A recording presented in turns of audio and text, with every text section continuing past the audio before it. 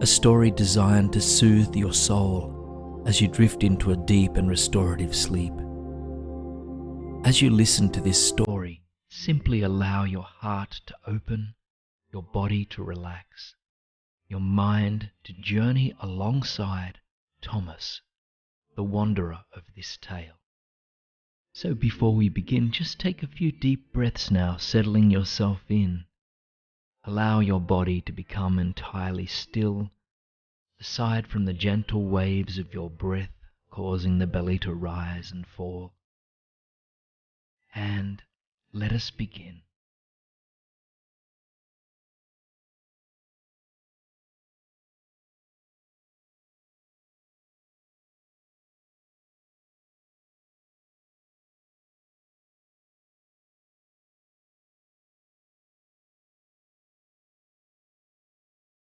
Thomas is startled as he awakens abruptly.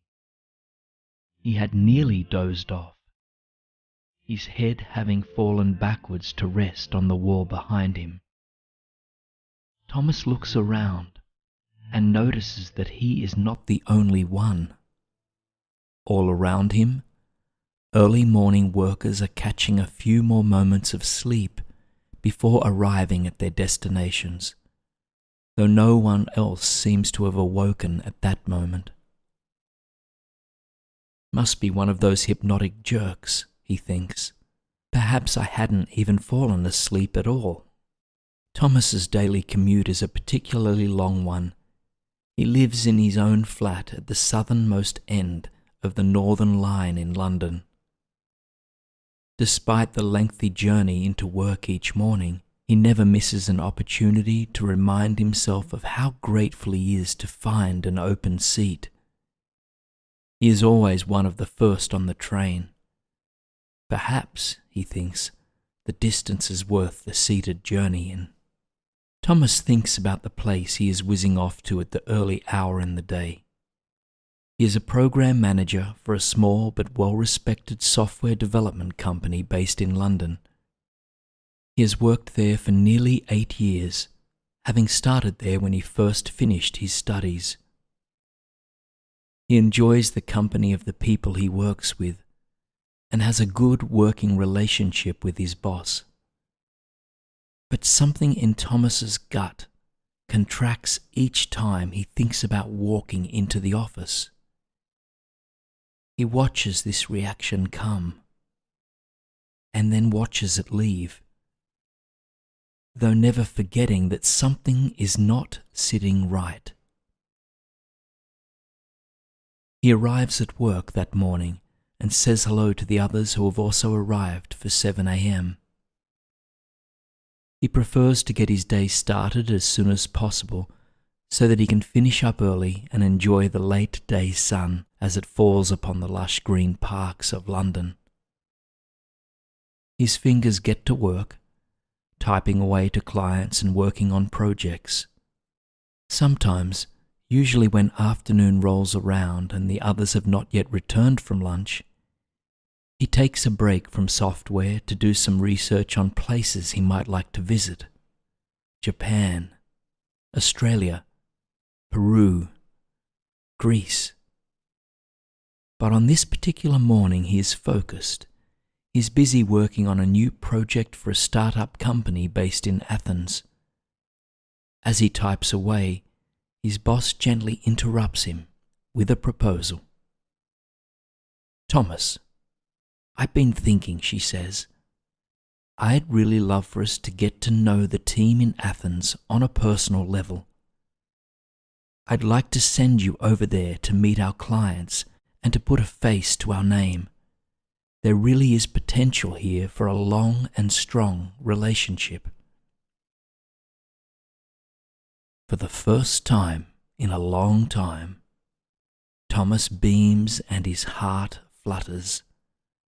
A smile stretched from ear to ear. His boss, Louisa, takes this as a yes, I'd love to.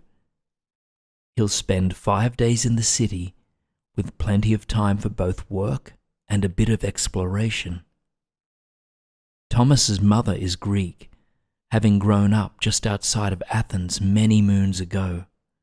She moved to England when she was quite young, returning only a few times since then.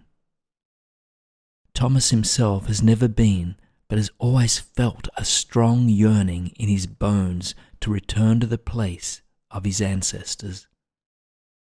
Life has simply gotten too busy, he thinks, but he knows this is no excuse.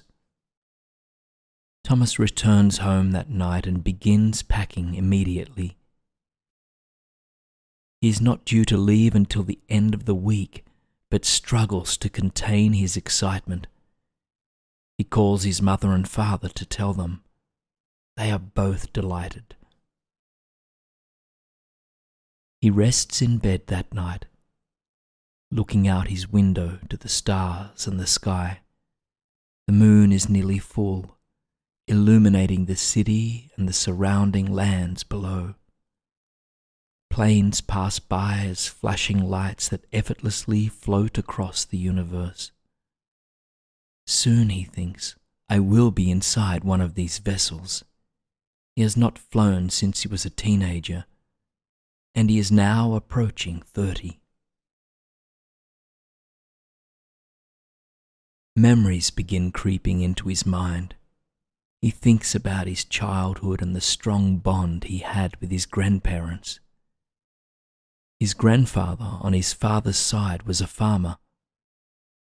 Thomas remembers traipsing through the fields with him and sometimes into the forest to collect wild berries and herbs. He always felt as if he were in a fairy tale when they wandered off into the woods. Something about it felt mystical.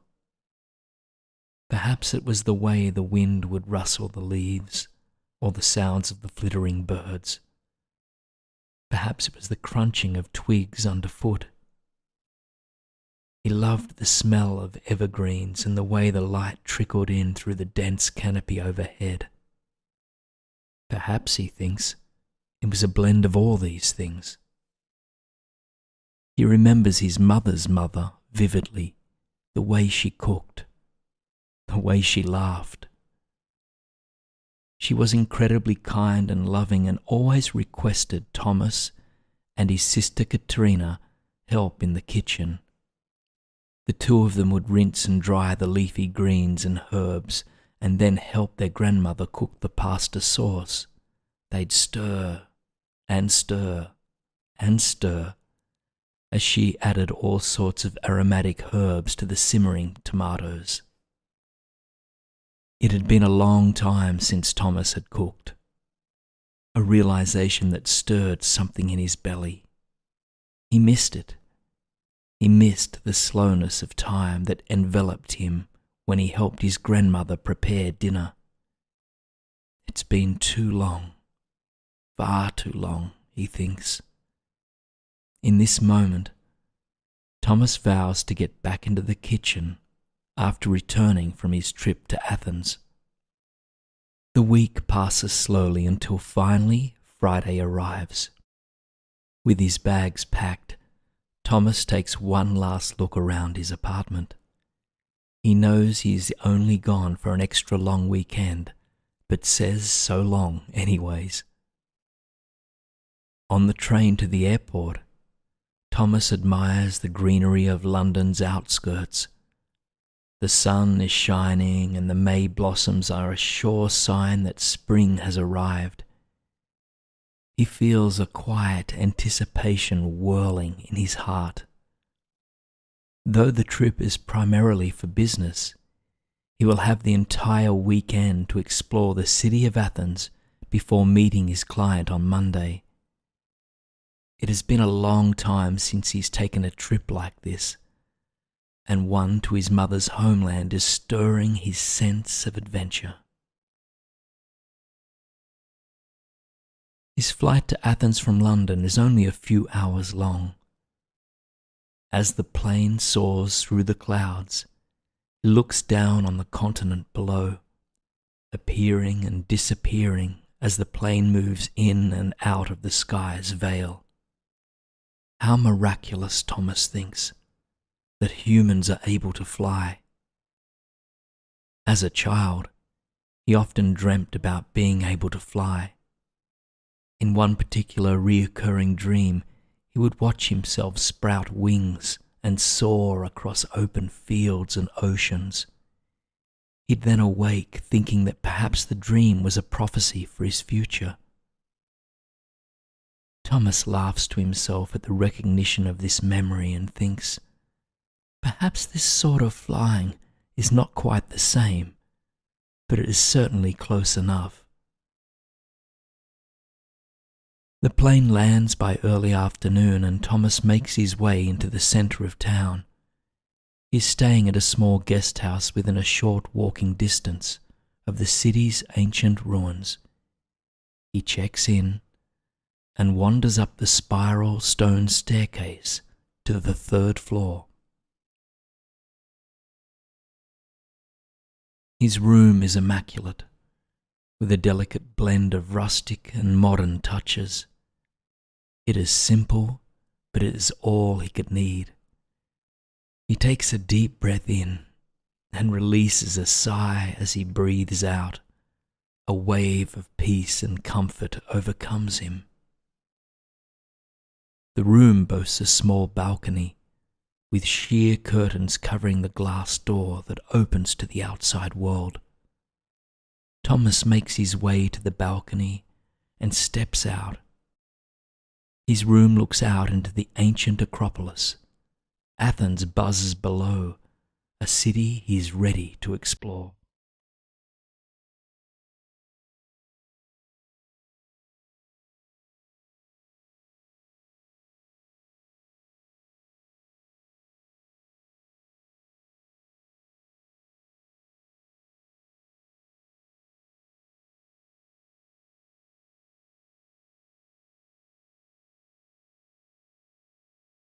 Thomas wanders through the narrow streets and alleys, through markets, and along winding roads that are lined with trees. With no map, he feels entirely lost, and yet with no concerns in the world. He's taking the unknown road, allowing it to unfold as he goes, step by step. He takes a few set of stairs and wanders along cobblestone pathways until he reaches the foot of the Acropolis. Staring up at this ancient fortress, Thomas feels for a moment as if he has wandered back in time. He wonders what it would have been like to live in ancient Greece. Countless myths come to mind as he recalls some of the stories his grandmother used to tell. He remembers it all feeling so very otherworldly, like the way being at the foot of the Acropolis feels to him now. He pays his admission and ventures in, finding his breath having gone missing for just a few moments as he enters. Something has taken him aback, nearly moving him to tears. As he surrenders to this space and to the emotion arising in him, he realizes how long it has been since he has allowed himself to be moved. The trip to Athens begins to unveil a new Thomas, a version of himself he can't quite describe, but one that brings about feelings of peace, confidence, and clarity. He breathes in and out effortlessly as he wanders the ancient Greek city. He dedicates the entire weekend to simply being, indulging in local cuisine, breathing in the history of ancient ruins, and sleeping soundly for as long as his body calls for. All worries melt away as he grants himself permission to be entirely present with the land whose history courses through his veins. It has been a long time since he has slept so well. He drifts off easily and awakes feeling inspired and energized. As he explores, he somehow forgets all about his meeting on Monday morning. But still, when the morning arrives, he packs his computer and heads to the startup's small office in the center of town. He meets with Sam, the company's founder, and is introduced to the team he's been working with virtually over the past month. They talk about all things tech for what feels like hours, while Thomas's heart is elsewhere. The meeting wraps up and Sam thanks him greatly for coming all the way to Athens to see what the company is like on the ground level. Thomas smiles, thanks him in return, and heads back to his hotel for the final evening. A mixture of emotions brews inside of him, but he struggles to put his finger on what his heart is calling for. On his final night in the city, Thomas sits on his balcony, overlooking the ruins and the rest of the city. The air is warm and the sky is clear. Not a cloud covers the sky. The moon, now waxing, still casts a strong glow across the earth's surface below. Thomas gazes up at it, feeling a vaguely familiar connection to the stars and the moon. Many years ago, Thomas recalls being by the sea with his parents and his sister. Each summer they would pack up the car and drive to a small bed and breakfast in the southwest tip of England. Days during these long summer weekends were slow. Time was spent walking along the beach or wandering nearby towns and villages. Evenings were early, but Thomas remembers that on some warm nights, his father would prepare hot chocolate and fill a couple of thermoses to the brim. The entire family would sit beneath the stars, pointing out the few constellations they knew, at the same time sipping the sweet summer treat out of their travel mugs. Now, Thomas feels nostalgia washing over him. Nostalgia for the days when he had fewer worries and was more connected to the natural world around him. He stares up at the moon, now in Athens, feeling a wave of peace and comfort come over him. As if it were a lullaby, the moon overtakes him, offering a sense that it is now time to rest his body. It is now time to let his body sleep for the night. He makes his way to his bed and dozes off, swiftly and soundly. Thomas returns to London the next day. Over the next few days he feels a strong longing for something, though he's not quite sure for what. He has a clear sense that it has something to do with his trip to Athens. He misses the way that adventure made him feel. It was as though a part of him was coming up to the surface, coming back to his conscious awareness. He senses that something is calling for his attention, but he's not quite sure what to make of it, or what exactly it is saying. Thomas struggles to focus on his work over the coming weeks. The voice is growing, but he is starting to fear it. He wonders if it would have been easier had he never gone to Athens at all. He knows that something is in him now is questioning the life he is living, but it feels too frightening to listen more closely to that voice. But it appears he has no choice. The whispers become louder and louder, until finally becoming clear and confident. "Get back to the roots," it whispers with courage. "Get back to the roots." Though he's not quite sure where the path will lead him, he knows one thing for certain. He must leave his job and return to the place that inspired him. He must return to the country that changed things. Fear brews in his belly.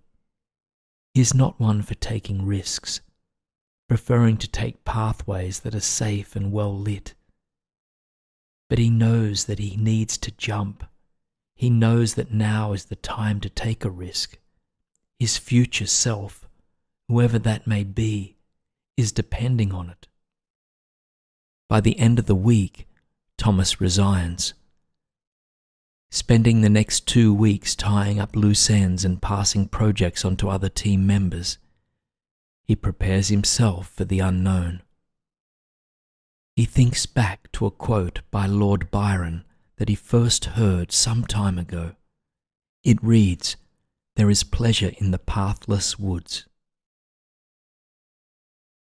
By divine grace, his sister returns to London from the United States and offers to take over his apartment while he ventures back to the land their ancestors come from. Unsure of where he is going, Thomas closes his eyes and places his finger on a map of Greece, islands included, to decide which road to take. It lands on a faraway island in the Aegean Sea, on the small, remote island of Carpathus.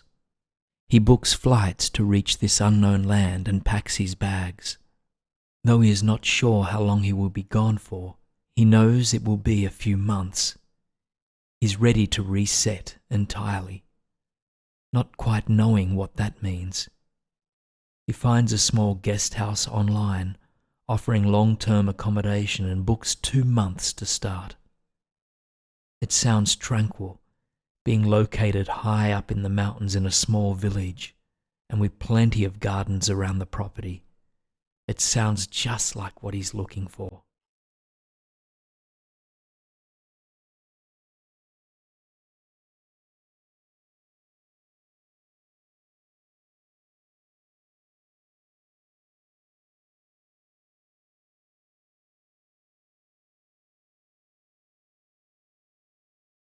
The plane lands a few days later in the south end of the island. He calls a taxi that takes him to a small guest house in the tiny village of Menentis, a small town that overlooks the stretch of sea between Greece and Turkey. The owners of the small apartment he is renting live just next door and come out to greet him. They welcome him with open arms, showing him around the grounds that will be his home for the next few months. They extend an offer for him to join them at dinner. Thomas unpacks his belongings and stares out the window that overlooks the surrounding mountains and the port below. He breathes in the fresh mountain air as he cracks open the window. While he's not quite sure what he is doing here, he knows he is in the right place. Thomas heads for the hills, packing a small bag with water and fruit to sustain him for the afternoon's adventure. He walks through the mountains, admiring the vastness of this small island. Low-lying shrubs blanket the land as red, yellow, and magenta blossoms brighten the primal landscape. The sun beams down from overhead as he walks, allowing his instinct to guide him. As he wanders the land with no plan and no goal to guide him, he realizes it's been years since he's walked this aimlessly, perhaps not since childhood. He feels free, completely untethered and prepared to begin again. He had expected to be overcome with jitters during these first few days, but he feels quite at peace instead. Occasionally, worried thoughts overcome his mind, hounding him with questions about what his plan is and what his intentions are. However, he knows that he does not hold the answers to these questions just yet, but he reminds himself that that is okay. Upon his return to the apartment, he witnesses how tired his body feels. He finds Maria and George, the owners of the guest house, and politely asks if he might join them the following night for dinner instead, as he's feeling tired from the day's activity. They tell him to rest well and let him know that he is welcome to join them any time. Thomas slips quietly into bed and falls swiftly into a deep, deep sleep. That night, he dreams he is an astronaut, floating far away in outer space, looking down at the world and realizing how small it really is. From way out in the galaxy, the Earth feels like a very small home. He realizes it is just one planet amongst millions of other floating bodies in the universe. The dream brings him a sense of wonder, inspiration, and a newfound appreciation for the Earth he lives on, and for the life that courses through his body. From way up here, he can see that the Earth is a home amongst other homes, and in the dream he thinks, "Wow, what a beautiful home I ended up living in." He awakens the next morning, feeling the clarity of the dream still with him, and in honor of the Earth, he decides to walk yet again. As he walks, he connects with the Earth through each step he takes. In some ways, Thomas feels as if he is a baby learning to walk for the first time. He has never given much thought to the ground beneath his feet, but now he feels deeply connected to the land that supports him. After some time, he reaches a secluded beach where he nestles himself into the warm sand. He revels at the way the sand seems to wrap itself around his body as he nestles in. Staring out at the ocean, he is reminded of the dream and of how the Earth revolves around as one complete unit. In his bones, he now knows that he and everything around him lives and breathes together as a single organism. He breathes in the ocean air, feeling more and more settled in his body and in his surroundings. That afternoon, Thomas returns to the guest house, feeling more energized and connected to himself and to the land. He makes his way to the second building on the property, to the home occupied by Maria and George. They are getting ready for dinner by chopping herbs, rolling small pieces of pasta, and preparing fava to spread on their home-baked bread. He watches how intuitively their hands work with the food they are preparing and offers to help. "I won't be as quick as you," he warns them, to which they reply, "Speed is not a desirable factor in our kitchen. If anything, we like when things move slowly." Thomas is reminded of how things moved in his grandmother's kitchen and feels right at home. Over the next few days, Maria and George teach Thomas how to prepare local delicacies using herbs and produce them from the land. He learns to make dolmadas, wrapping vine leaves around herbed rice. Along the way it dawns on him. He has lost himself entirely to the kitchen, lost to the state of flow. His hands begin to work with the food and he prepares more effortlessly and intuitively. Thomas is reminded of how much joy real food brings him, from seed to stomach. One night, during his first week, he has another vivid dream. This time, however, he is in an open meadow beneath a large awning. Wooden tables are lined up beneath the canopy and are adorned with lace tablecloths and freshly picked flowers. Small twinkling lights line the edges of the awning as dusk falls. His loved ones make their way to the table. Thomas stands at the head of the table and passes down dish after dish of food he has prepared for his friends and family. The group feasts, laughing and whispering beneath the midsummer night sky, savouring the head chef's succulent creations.